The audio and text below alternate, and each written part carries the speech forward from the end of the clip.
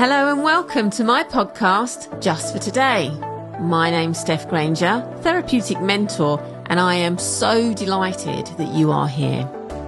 My intention for the Just for Today podcast is to inspire, empower, share my knowledge and personal experiences, as well as what some may call my wisdom, to ultimately help you navigate this crazy thing called life.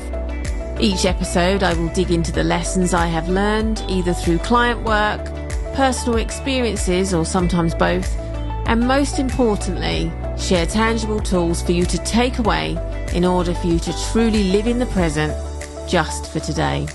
So let's not waste any more time and get into this week's episode.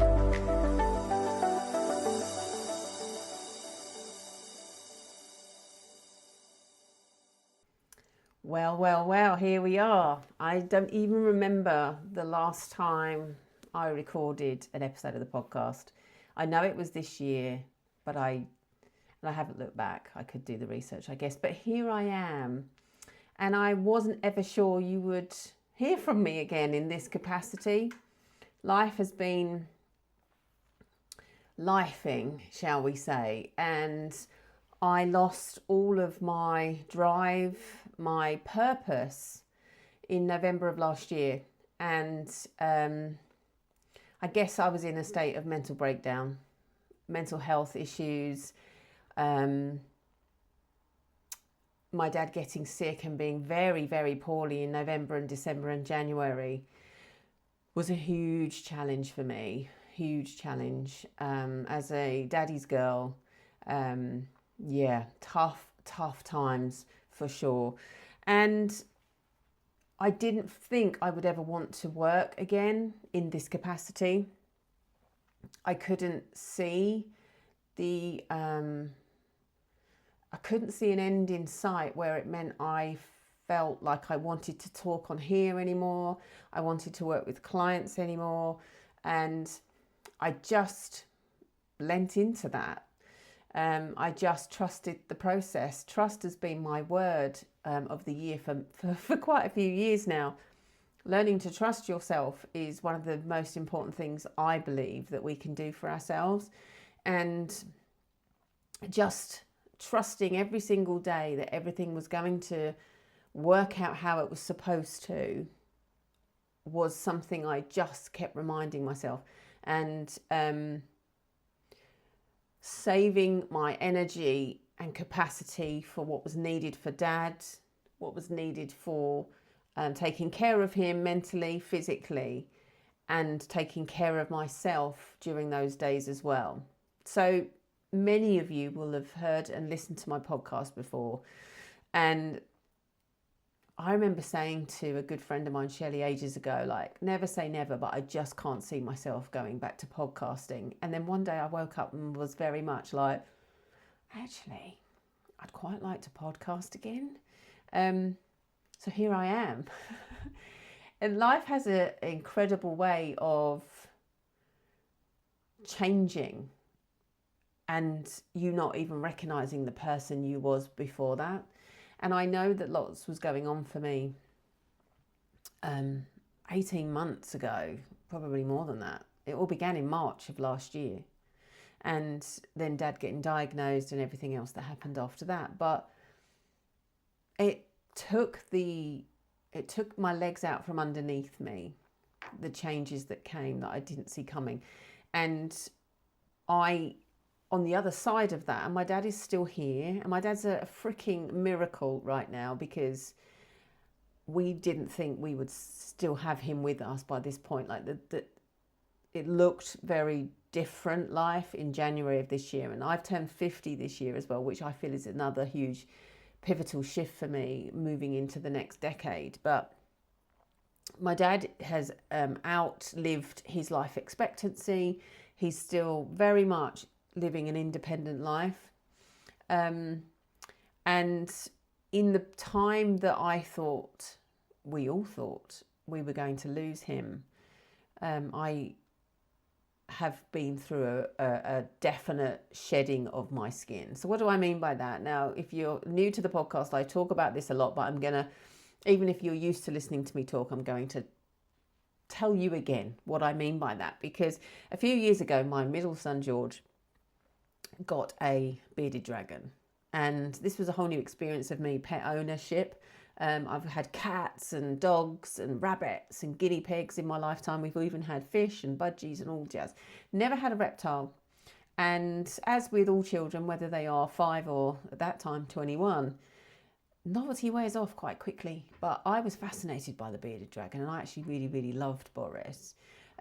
We don't have him anymore. We rehomed him because, as I say, my son moved into a different phase of his life, and actually we couldn't give Boris what he needed. So anyway, I digress. When reptiles or snakes, anything like that shed skin, it's a bit like the leaves falling off the trees. Animals with fur, they lose their fur for the summer, they grow fur for the winter. This period of transition, we go through, our bodies and our minds go through a change. But with the bearded dragon, I'll get back to my point, they disappear into a cold part of their vivarium, and they stay there for 2 or 3 days. And when they emerge, you can see that their skin is flaking, and they emerge as the skin is coming off, and something's changed about them, whether that's their size. But often I would recognize new markings on him or a more vibrant color on him, and it just fascinated me how they would kind of shed that skin and become a whole different looking being. And I liken that to us as women and the different phases that we go through in our life. And I know that the last year for me, because it was last November when things took a dark turn for me in terms of how I navigated this change in my life, that I went into a dark hole. And in that dark hole, I didn't necessarily get flaky skin. I read about 400 fictional books as a form of submergedness, distraction, just a way of escaping life at the time, because I was very hands-on with Dad. I was back and forward to hospital, dealing with healthcare professionals, new diagnoses for Dad, lots going on. And I wanted to be fully present for that. But when I would come home and my body would let go, I was extremely tired, very emotional, and actually just wanted to lose myself for a period of time. So that's when my love for fictional books, which has always been there, but it's come back and it's still with me now. And I have read many, many, many books in the last year. But this shedding of skin, I think it's so, so important as women for us to recognize when we're going into that phase. And it doesn't always look like a dark hole. For me at that time it did, and this was a part of me coming to terms with the fact that my parents are aging and are going to die, because we go through life, don't we, and we know that people are going to die, and we know the order, technically the correct order, as I would call it, of death. But when we get to a certain point, I've been really angry about this actually, I've turned 50 and my children are all in their 20s. Like, this is my time. How dare my parents now get sick and stop dying on me? And I've worked through an anger phase, which I recognize now on the other side is grieving, right? And I am grieving that point where I am now caring for my parents as opposed to them caring for me. Not that I need anybody to care for me, but you understand that shift has occurred in the last 12 months that I didn't see coming, and no one fucking warned me about. And I don't think we can. It's a bit like the different transitions of motherhood. You don't see it coming, and then it slaps you in the face, and you can't go back. I read, you've probably seen this poem that circulated on the socials like a year ago, where a woman talks about motherhood and how we're seeing our children grow, but what's happening is we're losing a part of them as they grow, and we'll never see that 4-year-old again. We've lost that 4-year-old because they've become a 5-year-old and all of those things. And what I realized that I was going through, not only with the sadness of watching my dad, this rock solid human being, become vulnerable and needy, and I mean that in the nicest sense, what he needed us as opposed to me needing him. I still need my dad, of course, but the shift has happened. The transition is complete, and now I'm in a place where I'm very much caring and nurturing the parent that's been doing that for me my whole life. And with that came a whole ton of shedding skin for me, acceptance of this phase that I'm now moving into in my life. But actually, my values around my work, my values around my personal life just adjusted without me even noticing. And then all of a sudden, everything changed. And like I said, I didn't have the same drive for my work. I didn't have the same drive for podcasting. I didn't have the same drive for my personal life. I wanted to slow everything down because everything was spinning and spinning and spinning. And it was like, I can't cope with this level of spinning anymore. Whereas I had the capacity to spin a lot more plates 18 months, 2 years ago. Now, some might say, well, maybe you were spinning too many back then, and that may be accurate, right? And I've done so much soul searching over the last 6 months specifically, where I felt like I came out of this dark cloud. Dad started to kind of show signs of getting better, like he is still terminally ill, but he found his purpose again. He got, everything kind of plateaued. The medicine started working. We found our way with things, and everything kind of started to feel less spinny for me, which then gave me the capacity to start thinking about me and what I want this phase of my life, this decade, right? I've just turned 50. Well, I turned 50 in February. And I've always found that decade shift really pivotal anyway. In my 30s, I shifted. I was no longer having any more children. And I marked that very specifically with me as I went and got sterilized, like slightly dramatic, but it was like, draw the line. And then in my late 30s, I was divorced. And as I pushed into my 40s with my now amazing husband, I started to feel more comfortable in my skin. And now, as I've shifted into my 50s, I've found acceptance with what's happening in my life in terms of aging parents, but also a shift of priorities have changed. Everything has changed. My foundations, my values still remain the same, but I'm shifting around them. And I'm making decisions around them in a much more aligned way for me. And I guess I'm sharing this with you because first and foremost, I think it's absolutely fundamental that we know our values so that we can find ourselves amongst the chaos when we're making decisions, when we are navigating difficult situations. If we know our values, we can come back to them and say, is this aligned with how I want to live my life? Because freedom has always been a big value of mine. Family has always been a big value of mine. Loyalty is huge for me as well. And I have held on to those dearly when I've been amongst the chaos. And I was talking to my bestie Doris this morning, and we were talking about these decisions that we're making now and quietening the noise down in order to make the decisions that are right for us in our life as it stands right now. Because like I say, I'm in a time in my life where my children are older. One's left home, one will probably leave home next year. Me and Grange have more time for us. I have more time for me. What do I want that to look like? How do I want that to look? How do I want to navigate those times? And what's the longevity in those decisions? Whereas in my 30s and even in my 40s, I would make fast decisions, spontaneous decisions, and not look at the longevity. And I guess that's because of the knowing I'm getting older. The fragility of life is much more apparent to me now. How do I want things to look? And I think when you come back to your values, and then you kind of look at, well, I'm making a decision. Does this align to my values? What do I want my life to look like now for the next, I'm talking 5 years, 10 years. Life can turn, we know that. And when you're making decisions, I think it's important to not get caught up in YOLO.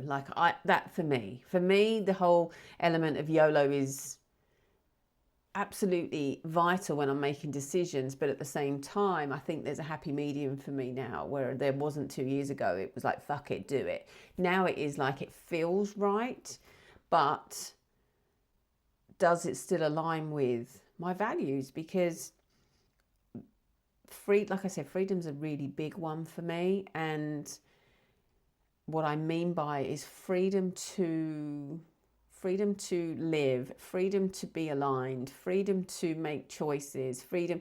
It's a difficult thing for me to express. It's a feeling. Will this decision allow me to feel free?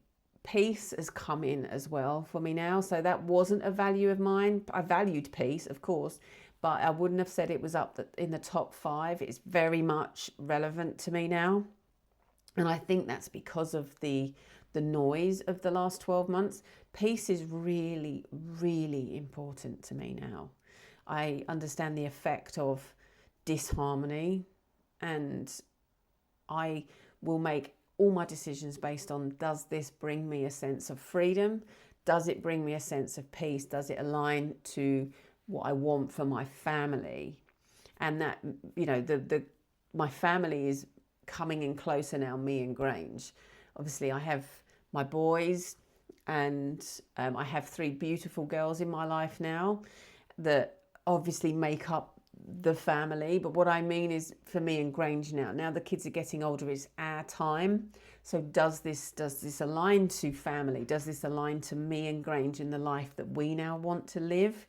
So I would encourage you to, if you haven't already explored your values, to do that exercise. And you can get all of these exercises online, cracky. If you go onto Chat GTP and say, how do I understand my values? You're going to be shown an exercise. But what I would say to you is, keep asking yourself why. Why is that important to me? A big decision I've made around my business is to come off social media. Now, some of you will still follow my Instagram page, which now incorporates the new element of my business, which is the Sisterhood Networking Group. But my therapy work is no longer visible online other than my website.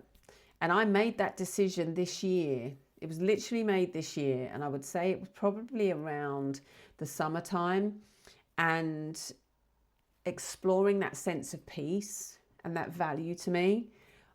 Social media, in terms of the therapy work, didn't bring me peace. It actually brought me the complete opposite of that. It brought me noise. It brought me pressure. It didn't really bring any value to my life anymore. So I gave myself permission to stop. It doesn't matter. And it brought me such a sense of relief, like, oh, I can just not have to think about that anymore. I find the social media for the Sisterhood Networking Group, I find it really easy. If there ever comes a day where it's not, I will reassess that as well. So again, coming back to that value of peace and freedom to do what feels right for you, and not just be doing something because someone says you should be. I could find many reasons why I should be on social media. It's a free opportunity for me to be visible, but it isn't free when it's costing my peace and costing my sense of freedom, and then impacting my family. So I would actively encourage you, just for today, to think about something that doesn't feel right in your body, that feels misaligned with you, something that maybe you're struggling to make a decision with, and ask yourself why. Why is this so? Just keep saying why. I was talking to another beautiful friend of mine this morning, and we were looking at setting intentions, and she was struggling with it. And I said, okay, so what's important to you? Why do you do the work you do? And she told me that. And I said, okay, so why is that part of your business important? She gave me the answer. And I just kept asking her why. And then we got to the point that actually freedom was really important to her. Peace was also really important to her. And it started to show up her values. And that will help her make decisions as she moves forward with her business and with her personal life, because it all interlinks, right? So yeah, I would encourage you just for today to start thinking about maybe something that's a bit sticky, something that's a bit uncomfortable, something that doesn't feel good in your body. And there's a nagging voice that's saying, no, don't do that, or why are you doing that, or whatever. And encourage yourself to think, why is this so difficult? And just keep digging in. And what you'll find sitting at the bottom of all of that is the value that's underpinning that. Well, it's because it doesn't bring you peace, and peace is a big value for you. Or it's disloyal. That behavior I've just witnessed is completely disloyal, and loyalty is really important to me. So yes, I'm back. I won't be sticking to a strict schedule. Again, it's about freedom and peace and flow for me as well. So I will pop up when I feel the urge to record an episode. It won't be every Monday morning. It might be every Monday morning. Who knows? But I'm just excited to be here and to be back in your ears and on your screen. And I'd love to hear from you with anything you want me to chat with, cover, I don't know, whatever. Until next time. Thank you for being here and listening in this week. I really am very grateful for this opportunity to spend time with you. If you have enjoyed what I've spoken about in this week's episode, please do share it with anyone you feel would benefit, as well as leave a review on your favourite listening platform. I'd also love to hear from you about topics you would like me to dive into, and you can connect with me on the socials at I am Steph Granger. But before you go, I'd love to leave you with this final thought. Just for today, be present in your life. Engage your senses. See what you see, hear what you hear, and feel what you feel. I really want you to set the intention to notice what is right in front of you. Until next time.